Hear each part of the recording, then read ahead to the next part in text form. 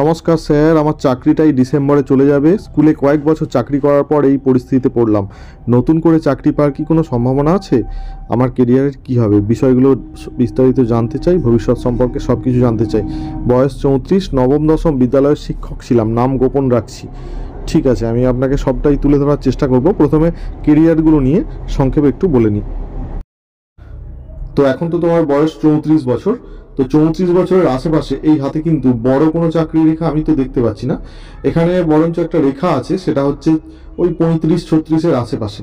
আমি দেখাচ্ছি, এ দেখো, এটা হচ্ছে একটা শুভ রেখা। এই যে হালকা হালকা ভাবে রবির দিকে গেছে, এই রেখাটা অত্যন্ত শুভ রেখা, যেটা আমি এখানেও দেখতে পাচ্ছি পরিষ্কার করে। আমি তোমাদের দেখিয়ে দিচ্ছি যারা জানতে চাও। এ দেখো, এই যে রেখাটা, এটা কিন্তু শুভ রেখা। অর্থাৎ তোমার কিন্তু আগামী দিনে চাকরির সম্ভাবনা আবার আছে।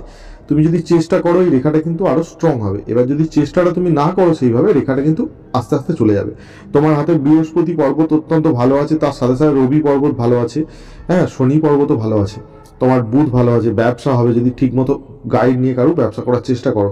হাতটা এমনি সাধারণ হাত, কোনো রকম ভুল ত্রুটি নেই এই হাতে, কিন্তু তবুও রবির কিন্তু স্ট্রং রেখা অভাব আছে। হালকা হালকা রেখা আছে। রবির যদি স্ট্রং রেখা থাকে, হ্যাঁ, তাহলে কিন্তু সরকারি চাকরি খুব তাড়াতাড়ি পেয়ে যায়। এবার তোমার রবি রেখা যেটা হালকা উঠেছে, সেটা যদি স্ট্রং হয়, অবশ্যই তোমার কিন্তু আগামী দিনে, হ্যাঁ, এই রেখাটা তোমার স্ট্রং হলে চাকরির দিকে তুমি এগিয়ে যাবে। অতএব তোমার চেষ্টাটা বাড়াও, যে জায়গাগুলো ত্রুটি আছে পূরণ করো। নেক্সট পরীক্ষাগুলো বসো, এটুকু আমি তোমার পরামর্শ দেবো। কোনো আংটি, মাদুলি, পাথর এসব আমি বলবো না, কারণ এগুলোতে তোমার কিছু হবে না। তোমার হাত যা, এটা পরিশ্রম দ্বারাই উন্নতি সম্ভব। এবার বাকি বিষয়গুলো আমি হোয়াটসঅ্যাপে আসছি, বলে দিচ্ছি।